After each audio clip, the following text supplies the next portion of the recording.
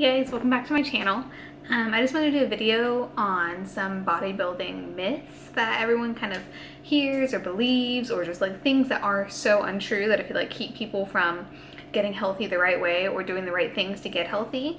And there's just things that like it's magazines and websites and like celebrities that all endorse this stuff, and it's like really bad for the fitness community because it shines a bad light on what we're really doing to get in shape. So I feel like these are just some things that I want to cover that will debunk some myths that you may believe that could be preventing you from getting in the shape that you could be in. So let's get started.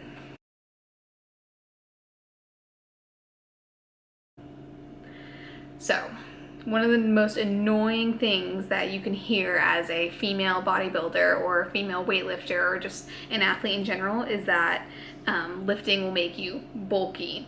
So in no way will lifting make you bulky immediately. I mean, it takes a very long time to build muscle, and I mean, I've been training for almost a year now and I barely have a bodybuilder's physique. So muscle takes a very long time to grow. So if you start lifting in the gym, especially if you start at very low weight because you're new, you're not going to get bulky. It takes a very long time to even build muscle. So just get that out of your head. If you want to start lifting and you're a female, don't be worried about getting bulky, because you won't. I mean, it takes years and years of training to get a really nice built physique. So you're in control of what you're building. So if you don't want to have huge arms, I mean, doing arms and bicep curls isn't going to give you huge arms. It will tone your arms and you'll start to put on muscle, but it takes a long time. It's a slow process. You have to eat right. So it's not one of those things that you just do it and you're automatically bulky. It's not how it works. So get that out of your head. I see a lot of girls who want to start getting into shape and start weightlifting. The first thing they do is go to GNC or Vitamin Shop and they buy pre-workout protein powder, vitamins. Like, they go and buy all this stuff that you don't need. Yes, they are supplements, but that's exactly it. They are supplemental to your workout routine, your diet. So you don't need them to get into shape. I've gone through this entire prep with almost no supplements. I've taken protein here and there just for the times that you can't hit protein, but that's all they are. They're an extra aid in the process. So to get into shape and to lose weight, you don't need fat burners. You don't need pre-workout to get a good workout. You don't need protein to hit your protein, because you can get protein from meats, you can get energy from carbs, you can get burn fat from doing HIIT. You don't need these supplements to get into shape. So don't think that you can't get into shape yet because you can't afford the supplements. It's not something you need. Supplements are something that you can bring in when you start to hit a plateau, or when you struggle to hit your protein intake, then get a protein supplement. Or if you're shredding for a show, then introduce fat burners. But it's not necessities. You don't need any supplements. And I wanted to be a good example of this, that I went the entire prep without using any supplements. At one point I got very busy and my schedule was hectic, so I wasn't able to get all my meals in, so I did start taking a vegan protein just to be able to hit my protein every day. But other than that, I haven't really taken any supplements other than pre-workout, and that's more of a mental thing for me. I take pre-workout on the days I don't feel like going to the gym. So you don't need supplements to get into shape. This is another thing I hate hearing women say, how they're like, I don't know what I'm doing wrong, I can't lose weight, I'm not eating carbs, carbs are bad for me and I know that, so I don't eat them. It's so not true. Carbs give you energy, carbs fuel your muscle. If you want to build muscle, you need carbs. If you eat carbs before a workout, that can be your energy source. You need carbs in your diet. Sure, sugary carbs and cereal and candy, that's not always the best choice, but fruit and veggies, rice, sweet potatoes, those things are great for you. They're great to have in your diet. You can have them every single day and you're not going to get fat. Everything, it comes in portion sizes. You need to watch your portions and how much you eat of what. It's all about how much carbs you have, how much you work out, when you have your carbs. Those are the things that matter. So don't ever think that carbs are bad for you, fat's bad for you. That's a whole nother story. You need fat, protein, and carbs to have a nice balanced diet. That's one of the great things about If Your Fits Your Macros, is it helps you regulate what you're putting into your body every day, what you're having, how much you have of what, how your body reacts to certain things. That's one of the great parts of this diet. Another myth is doing cardio. To lose weight, you don't have to do cardio. To me, cardio is the last thing I would ever want to introduce. First, I feel like you have to get your diet right. If you want to see a change, you have to get your diet right. You have to be eating the right amount of everything, the right amount of calories, the right amount of protein, carbs, fat. And then to me, I would introduce weightlifting because for one, like I said before, you're not going to get bulky. So introduce weight training because you can improve your entire body, you can build the body that you want, and you don't have to do that cardio. But if you're doing that and you want to lose a little extra, like me, if you're going to do a show, or if you just want to get ready for a wedding or a photo shoot, then introduce the cardio. I feel like if you introduce the cardio first, and let's say you're doing an hour a day, and then you lose the weight, and then you want to lose more weight, what do? An hour and a half a day, 2 hours a day? Like, you're going to eventually get to a point where you can't maintain that ideal physique, and you're not going to be able to build muscle. And the more muscle you have, the more calories your body burns. So in my opinion, you might as well build the muscle and do some weight training.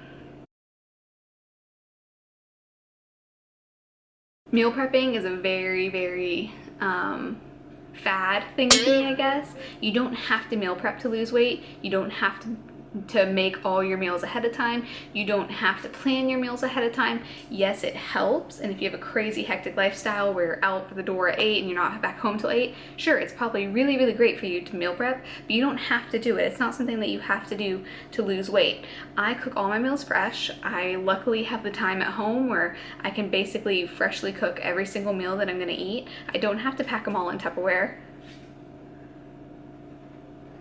She's trying to sneak up onto the counter. So yeah, you don't have to meal prep.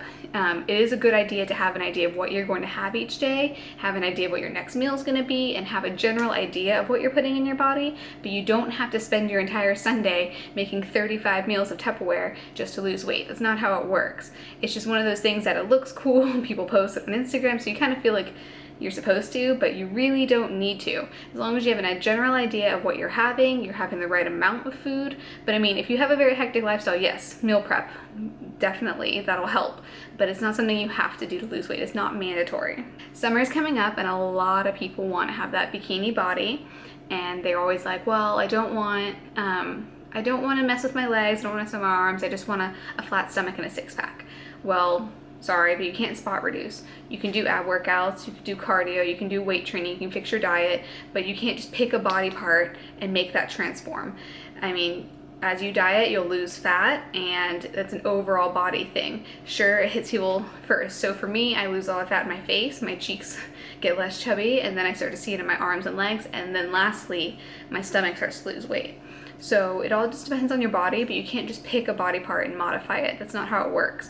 If you do weight training, obviously when you're doing biceps one day, that is working on your biceps, but you can't just decide that you're gonna do one thing to just lose your fat in that spot. That's not how the body works. It's not how burning calories works. If that's not how fat loss works, you just can't do it.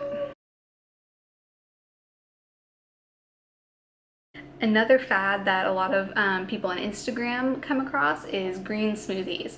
So having in the morning your spinach smoothie with blueberries and strawberries and coconut oil and all that, and that's great because it's very natural foods, but you have to remember that everything has to be in proportion. So you can't go and have that on the side of your oatmeal and cereal in the morning because you're just having a ton of carbs and a ton of sugar.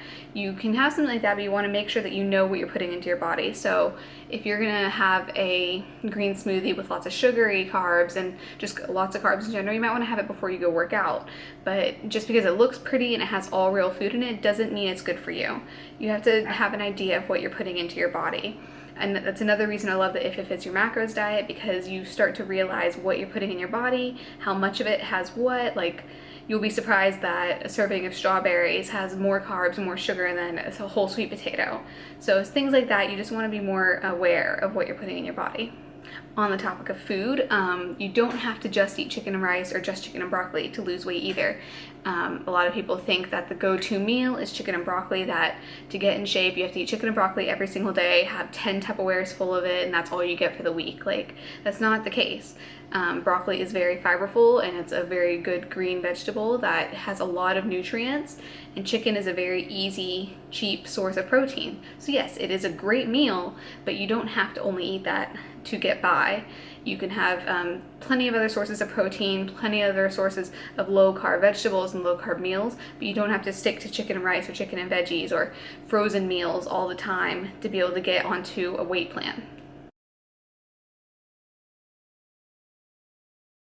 And then lastly, a lot of people think that to have a fitness plan or just a fitness goal or just to be fitness oriented that you completely lose your social life. It's not true. Everything's about balance. So if you can manage to get your workouts in every day, have a nice balanced diet every day of the week, and then you want to go out with your friends on the weekend, have 2 or 3 drinks, it's not that big of a deal. But it's also possible to go out and not have a few drinks or to do things other than social events that are going to sabotage your progress. I still have a social life and I'm able to stay on track. I just don't go out and eat, and if I do, I plan what I'm going to eat, or I make a healthier choice. So if I'm going to go out to a restaurant, rather than getting the burger and fries, I can get some grilled chicken with some black beans, some rice, salsa, avocado. You can make good choices no matter what you do. It's just all about balance and moderation, and that is the biggest part of flexible dieting to me, is that it's having balance so that you don't overdo it.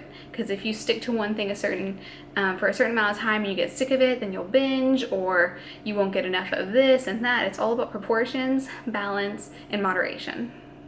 So those are just a few points that I thought I would make, because I feel like a lot of the fad diets and Instagram and a lot of YouTubers and a lot of Instagram people really shine a bad light on the fitness industry, or are giving out the wrong information that could really be helping people. And there's just things that people won't understand. Like if it fits your macros, it doesn't mean you have to eat Oreos. Like you can eat quite a bit of nutritious food. So I feel like these are just some things that needed to be clarified, and I just thought I might go over them. Again, this is all my personal opinion. If you want to go and have a green smoothie every morning, then more power to you. But on that note, I am taking online clients now, not bikini prep clients, just weight loss clients. So I'm going to do macro coaching and weight training at a very affordable rate. So if you're interested in starting to get a weight plan together or a meal plan or any sort of coaching, I'll put my email below. But that's pretty much it for this time, guys. If you have any questions, please leave them in the comments, and I'll see you guys next time.